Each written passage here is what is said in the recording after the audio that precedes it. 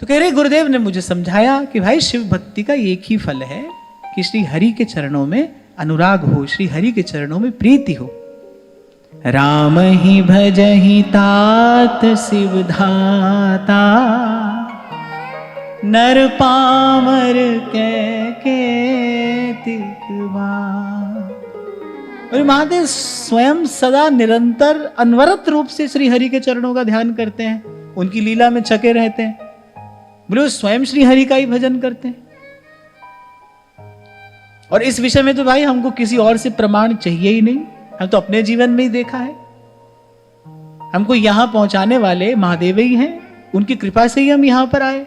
आते ही महाप्रभु जी मिल गए, कभी कहीं और हमको जाना नहीं पड़ा, कुछ और विचार नहीं करना पड़ा। आते ही पहली बार वृंदावन आए, महाप्रभु मिल गए।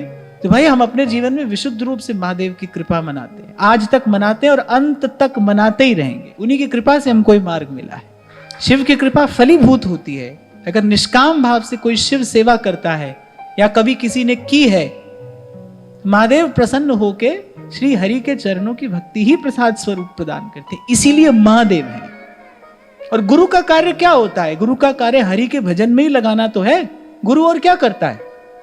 गुरु का एक ही कार्य है कि हरि भजन में लगा दे। और महादेव तो कोई आपके मेरे इसके उसके गुरु नहीं, तुम त्रिभुवन गुरु। और वेद बखाना, वेद बखाना, त्रिभुवन के गुरु। इसीलिए ब्रह्मा जी ने पहले गरुड़ जी को कहा, बोले जाओ उनके पास जाओ। और एक और बात कही, बोले अपना संशय किसी और से मत कहना, कोई गलत रास्ता बता दे। बोले इस समय तुम्हारे मन को मोह हुआ है, और मोह ग्रस्त मन को केवल गुरु का शब्द ही स्वस्थ कर सकता है। महामोह तम पुंज जासु बचन रवि करहि निकर, वंदऊ गुरु पद कंज कृपा सिंधु नर रूप हरि। कहीं और मत जाना, वो त्रिभुवन गुरु है, उन्हीं के पास जाओ, वो सबके गुरु हैं। और गुरु की कृपा हरि का भजन ही है।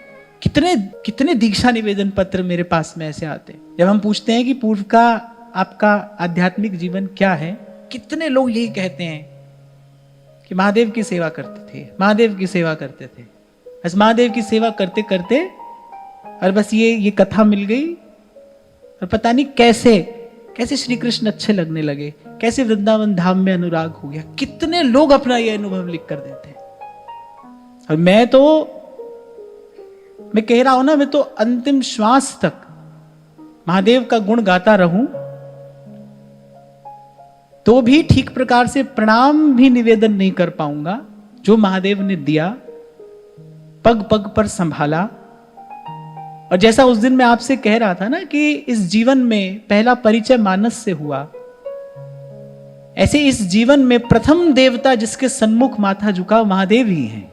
जैसे मां उंगली पकड़कर मंदिर ले जाती, छोटी सी लुटिया लेकर जाते थे जल की, महादेव को जल निवेदन करना है, पहला प्रणाम महादेव को ही जाकर किया।